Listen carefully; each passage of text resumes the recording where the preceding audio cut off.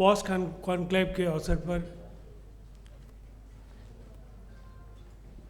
Pink and blue की president Ritu Goyal जी, general secretary Awanish Srivastava ji, Hindustan की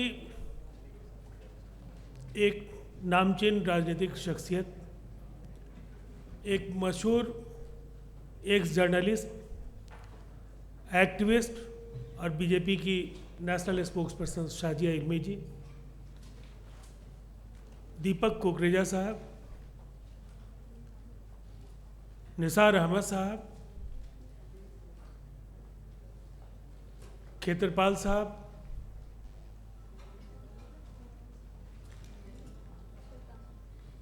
श्वेता सत्या जी,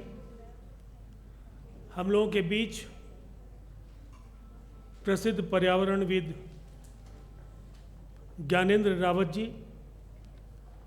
LNJP के जनरल सेक्रेटरी अभय सिन्हा जी, प्रशांत जी, खेतरपाल साहब, गो ग्रीन की चेयरपर्सन रागिनी जी और पिंक एंड ब्लू की पूरी टीम, जिसमें मैं गौरव जी, शुभम जी, अनुमेहा जी, यहाँ इस मौके पर कंपनी सेक्रेटरीज जो भी आए हैं, एडवोकेट्स और पब्लिक स्पीकर्स, मुझे बेहद खुशी है। मैं एक दो वेबिनार में आपके साथ पहले भी जुड़ा हूँ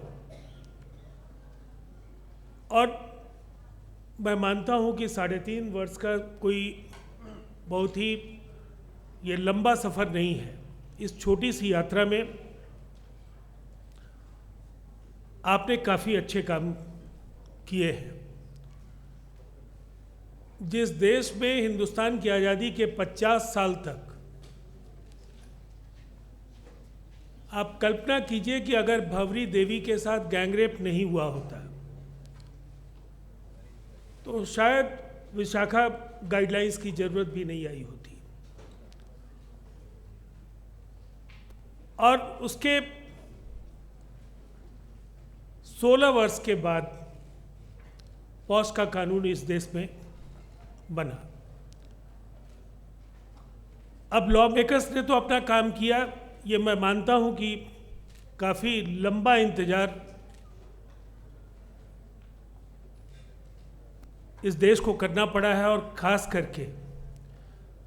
हिंदुस्तान की आधी आबादी, जब भी हम सेक्स रेशियो की बात करते हैं तो महिलाएं और पुरुष कहीं 49-51 हो सकते हैं, नहीं तो हम आधी आबादी उनको कहते हैं। लेकिन आप देखिए लोगों के मन में कार्यस्थल को लेकर के जो भय है, जो वर्कफोर्स में, अर्बन वर्कफोर्स हो या रूरल वर्कफोर्स हो, उसमें जो आपका पार्टिसिपेशन है, अभी मैं CMI का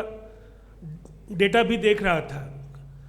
लेकिन मैं उसको दोहराऊंगा नहीं, लेकिन इतनी बात तय है कि वो पुरुषों के मुकाबले बेहद कम है और उसका शायद एक बड़ा कारण उनके मन में कहीं ना कहीं कार्यस्थल को लेकर, बसेस के अंदर सहकर्मियों के व्यवहार को लेकर के कई आशंकाएं उनके मन में होती हैं। और फिर आज जब उदारीकरण के इस युग में पूरी दुनिया में महिलाओं का वर्कफोर्स में पार्टिसिपेशन काफ़ी बढ़ा है, हिंदुस्तान में ये आंकड़े चौंकाने वाले जरूर हैं और चिंता पैदा करने वाले भी हैं। लेकिन मैं ये मानता हूँ कि लॉ मेकर्स ने जो अपना काम किया, देर किया लेकिन अब कर दिया है। अब जो रोल है डिस्ट्रिक्ट मैजिस्ट्रेट्स का, जो एम्प्लॉयर्स का रोल है, और सबसे बड़ी जिम्मेवारी हमारी बहनों और बेटियों की है कि आपको बेझिझक, चाहे वो स्थानीय पुलिस स्टेशंस हो या अगर आप जिस इंस्टीट्यूशन में काम कर रही हैं वहाँ इंटरनल कमिटी ऐसे तो बन जाना चाहिए। एम्प्लॉयर्स की जिम्मेवारी है कि वो बनाएं, नहीं बनाएं तो बनाने का भी दबाव बनना चाहिए। और वैसी स्थिति में इस तरह के किसी भी कंप्लेन का, रिड्रेसल का जो पूरा का पूरा जो मैकेनिज्म है, मुझे ऐसा लगता है ज़्यादातर मामलों में न्याय मिलेगा, इसलिए कि जो आईपीसी प्रिवेंशन पर जो जोर है उससे कहीं ज़्यादा आप प्यूनिटिव कहते हैं, और वो उस दंड का जो डर है वो कहीं ना कहीं सहकर्मियों में ज़्यादा दिखेगा। तो इसीलिए मैं मानता हूँ कि एक बड़ा ये फैसला है, इस फैसले का लाभ ज़्यादा से ज़्यादा लोगों को मिल सके, इसके लिए अगर पिंक ब्लू ने कोई जिम्मेवारी ली है तो पिंक ब्लू ने अपने लक्ष्य में कहा भी है कि हम